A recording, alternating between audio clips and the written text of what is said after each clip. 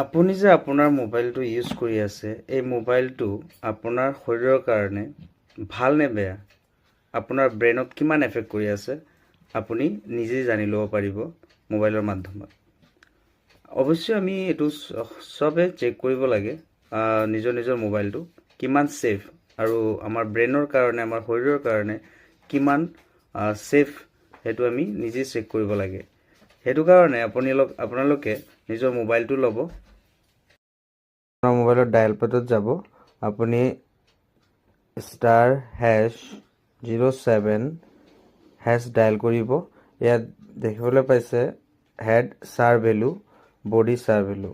Head sir value এই মোবাইলটোত আছে আপোনাৰ 1.16 W/kg, কিন্তু গুগল ইনফৰমেশ্যন অনুযায়ী এই মোবাইলৰ চাৰ ভেলু 1.6 থাকিব লাগে, কিন্তু এইটোত 1.16 আছে। তাৰমানে এই মোবাইলটো আপোনাৰ কাৰণে বা মোৰ কাৰণে অকণমান ক্ষতিকৰ। সেইকাৰণে এই মোবাইলটো ইউজ নকৰাটোৱেই ভাল, কাৰণ ইয়াত চাৰ ভেলুটো 1.6তকৈ বহুত বেছি, 1.16 আছে। সেইকাৰণে এই মোবাইলটো ইউজ নকৰাটোৱেই ভাল। এটা ডায়েগ্ৰামৰ মাধ্যমত ইয়াৰ চাৰ ভেলু, বডি চাৰ ভেলু ইয়াত দিয়া আছে, আপোনালোকে দেখিবলৈ পাইছে। আপোনালোকে এইটো চাই পেলাই আপোনালোকৰ মোবাইলৰ চাৰ ভেলু আৰু বডি ভেলুটো চেক কৰি ল'ব।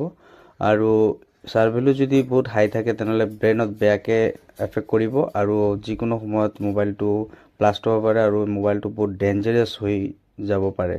সেইকাৰণে সদায় চেক কৰি ল'ব। সেইকাৰণে সদায় আপোনাৰ মোবাইলটো চেক কৰিব, আৰু যদি চাৰ ভেলু 1.6ৰ ওপৰত থাকে তেতিয়া আপুনি অকণমান চিন্তিত হ'ব লাগিব, কাৰণ এই ফোনটো যিকোনো সময়ত কিবা হ'ব পাৰে আৰু আপোনাৰ ব্ৰেইনত বেয়াকৈ এফেক্ট কৰিব পাৰে। আৰু এই প্ৰচেছটো যদি ভাল লাগে আপুনি এতিয়া ছেভ কৰি লওক আৰু ভিডিঅ'টো শ্বেয়াৰ কৰি দিব। ধন্যবাদ।